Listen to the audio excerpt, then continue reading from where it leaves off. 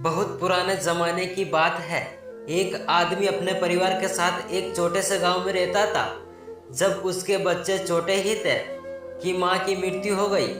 बच्चों की देखभाल के लिए पति को दूसरी शादी करनी पड़ी। कुछ सालों के बाद सौतेली मां को भी दो बच्चे की मां बन गई। अब चारों भाई बहन एक साथ रहते थे। कुछ समय के बाद सौतेली मां एकदम बदल गई।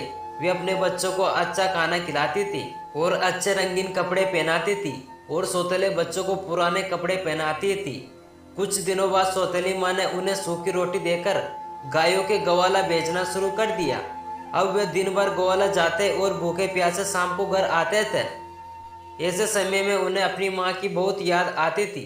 एक दिन दोनों बच्चों ने अपने हाथ की सूखी रोटी अपनी काली गाय को देते हुए कहा, माँ तुम हम पर ऐसी दया करो जैसे हमारी माँ हम पर करती थी। इतना कहना था कि गाय के तनों से दूध निकल आया। दोनों बच्चों ने खुश होकर भरपेट दूध पिया। अब वे रोज हाथ की रोटी उसे देते और गाय उन्हें भरपेट दूध पिलाती थी। इससे वे खुश रहते थे और उन्हें ग्वाला जाना भी अच्छा लगने लगा। कुछ ही दिनों के बाद सौतेली माँ ने बच्चों को चेहरों में लाली देखी तो आश्चर्य में पड़ गई। उसे अपने बच्चों पर बड़ी दया आई कि वे तो दुबले पतले ही थे। दूसरे ही दिन उसने अपने बच्चों को भी सूखी रोटी देना शुरू कर दिया। 2-3 सप्ताह बाद उसने देखा कि बच्चे हट्टे कट्टे होने के बदले कुछ ज्यादा ही दुबले पतले दिखाई देने लगे। अब माँ थोड़ी उलझन में पड़ गई।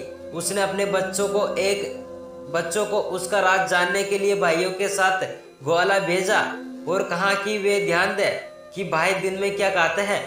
दूसरे दिन तीनों भाई गायों को लेकर जंगल की ओर निकल पड़े। गायों ने आराम से चारागाह में घास चरी। दोपहर का समय होने को आया। बच्चे के पेट भूख से कुलबुलाने लगे, पर उन्हें हिम्मत नहीं आ रही थी कि गाय से दूध मांगे।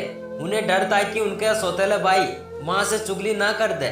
भूख सहन से बाहर होने पर वे भाई से बोले कि हमारी काली गाय हमें दूध देती है, इसी से हम अपनी भूख मिटाते हैं। ये बात तुम किसी को मत बताना। भाई ने कहा, मैं इस बात को किसी से नहीं कहूँगा, चिंता मत करो। अब दोनों भाई खुश हुए और अपनी रोटी गाय को देते हुए बोले, ओ प्यारी माँ हम पर ऐसी दया करो जैसी हमारी माँ हम पर करती थी। ऐसे ही सुनते ही गाय के तीनों भाइयों को पेट भरकर दूध पिलाया।